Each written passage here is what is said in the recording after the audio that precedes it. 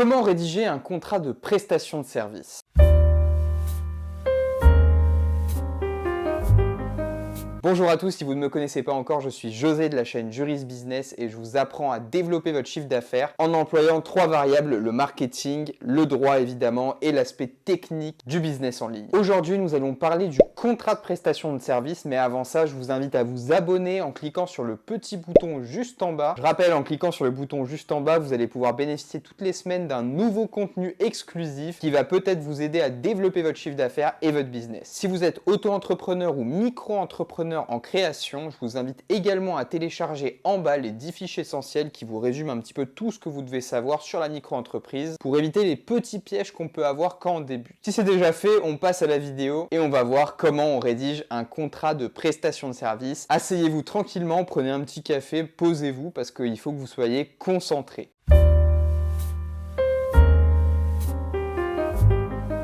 Le contrat de prestation de service, qu'est-ce que c'est? Il va falloir définir ce que c'est un petit peu avant de rentrer dans le vif du sujet. Donc le contrat de prestation de service, en fait, on va voir ça simplement comme un document qui prévoit la nature des prestations effectuées par le prestataire. Donc ça va être une entreprise par exemple qui va détailler l'objet de sa prestation de service. Ce contrat va prévoir également le prix qui va être payé par le client qui va recevoir la prestation de service. Et plus généralement, il va vraiment encadrer l'ensemble des relations entre les parties. Un bon contrat de prestation de service doit permettre de sécuriser la relation contractuelle. Donc si vous êtes le professionnel et que vous rédigez le contrat, vous devez aussi faire attention à couvrir vos arrières. Parce qu'il y a par exemple des cas de force majeure qui vont peut-être se présenter à vous et vous devrez les avoir prévus dans votre contrat de prestation de service.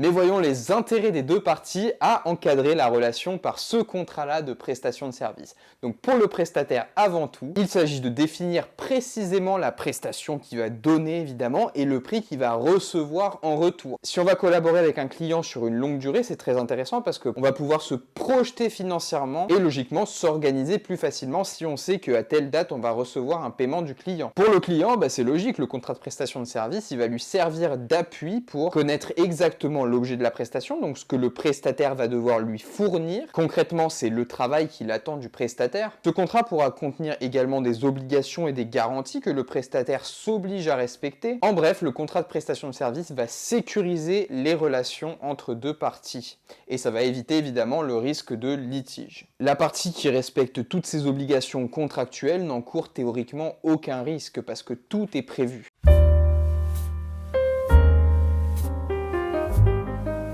Et maintenant, voyons le contenu du contrat de prestation de service, étape par étape. C'est là qu'il va falloir être très attentif parce qu'on va énumérer toutes les étapes du contrat de prestation service. Donc ça va logiquement vous donner un modèle que vous allez pouvoir réutiliser dans vos propres contrats. Après, la liberté contractuelle, c'est justement le fait de pouvoir aménager le contrat comme bon vous semble, dans le respect évidemment des textes de loi. Premièrement, le contrat de prestation de service va lister évidemment les parties au contrat, donc vous et votre client dans le cas le plus simple. Ensuite, on va avoir l'objet de la prestation de service et c'est là qu'il faut être précis parce qu'il va falloir la détailler précisément. On ne peut pas rester vague, il faut vraiment être précis sur l'objet de la prestation de service. Le contrat va prévoir aussi le prix de la prestation de service qui va être payé par le client. Dans ce paragraphe-là, vous allez aussi fixer les modalités de paiement, donc comment vous allez recevoir le prix. Est-ce que c'est un règlement? Est-ce que c'est un acompte? Est-ce que vous allez être payé par chèque, par carte, par espèce? Là, c'est votre imagination qui doit fixer les limites. Pareil, s'il y a plusieurs échéances, vous allez fixer un calendrier de paiement qui va permettre d'échelonner un petit peu le paiement du client. Et vous allez aussi prévoir les modalités qui sont liées au retard de paiement. Par exemple, s'il y a une pénalité, vous allez l'insérer là. Admettons que votre client soit en défaut de paiement, vous pouvez parfaitement dire que s'il est en défaut de paiement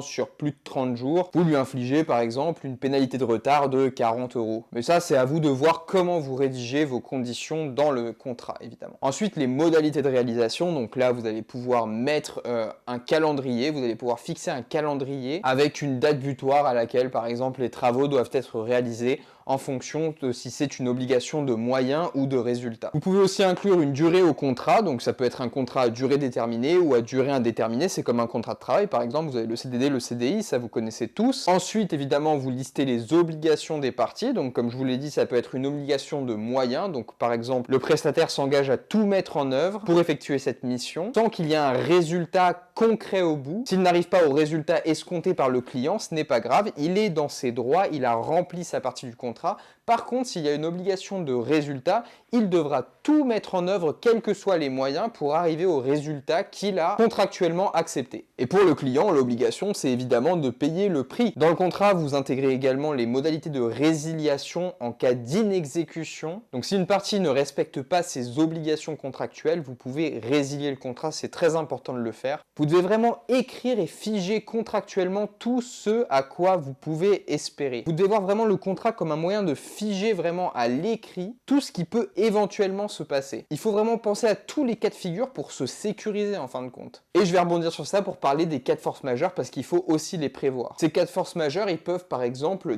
décaler le calendrier. Ça peut être par exemple des grèves, ça peut être par exemple des guerres, ça peut être n'importe quoi. Il faut tout prévoir, il faut tout prendre en compte, il faut se dire que ça peut arriver et les intégrer dans ce contrat de prestation de service, c'est hyper important. Enfin, vous avez les clauses qui sont liées au litige. Donc ça va être par exemple le tribunal qui va être compétent en cas de litige, ou alors ça va être par exemple l'intégration de modes alternatifs de règlement, ça va être les modes de règlement amiables, donc ça va être par exemple l'arbitrage ou la médiation. Donc vous pouvez dire que par exemple, avant d'arriver au contentieux, vous allez passer par ces modes de règlement amiable. Ça vous permet d'éviter une procédure judiciaire et de finir devant le juge. Dans un contrat de prestation de service, il peut y avoir des clauses spécifiques, donc on va les voir aussi. J'espère que vous avez pu digérer un petit peu toutes ces informations, je sais c'est pas facile, mais je vous mettrai des liens vers des modèles de contrat de prestation de service, vous allez voir que visuellement c'est beaucoup plus simple d'intégrer tout ça. Quoi qu'il en soit, si vous êtes toujours d'attaque, maintenant on va continuer, on va parler des clauses spécifiques qu'on peut trouver dans ces contrats-là.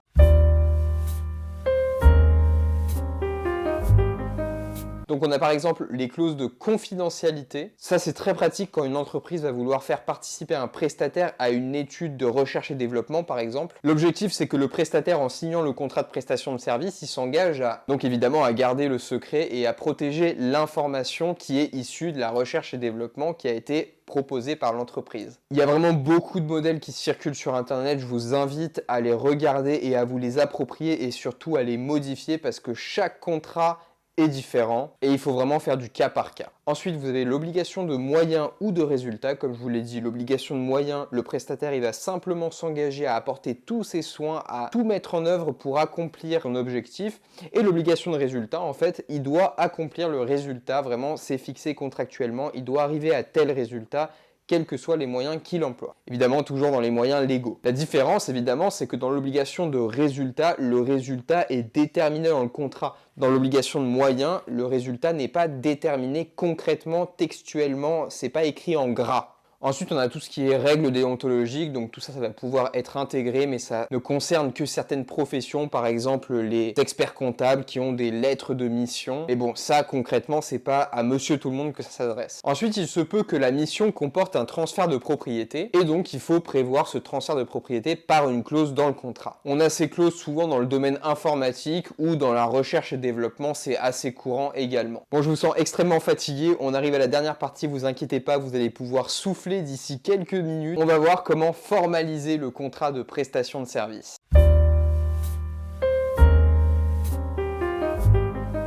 On va voir comment formaliser ce contrat de prestation de service. Si vous êtes la partie à qui est proposé le contrat, donc celui qui reçoit le contrat, il faut que vous assuriez de tout. Que l'objet de la prestation vous convient, que le prix vous convient, que c'est bien le contrat qui vous a été proposé dans les négociations, qu'on est arrivé à un prix et que ce prix-là est retrouvé dans le contrat et réapparu, que le contrat répond bien à votre besoin. C'est pour ça que dès que vous avez un contrat, n'oubliez jamais de le lire. Enfin, je veux dire, même si vous avez discuté avec la personne, imaginez par exemple ce cas de figure. Vous êtes en train de discuter avec un professionnel.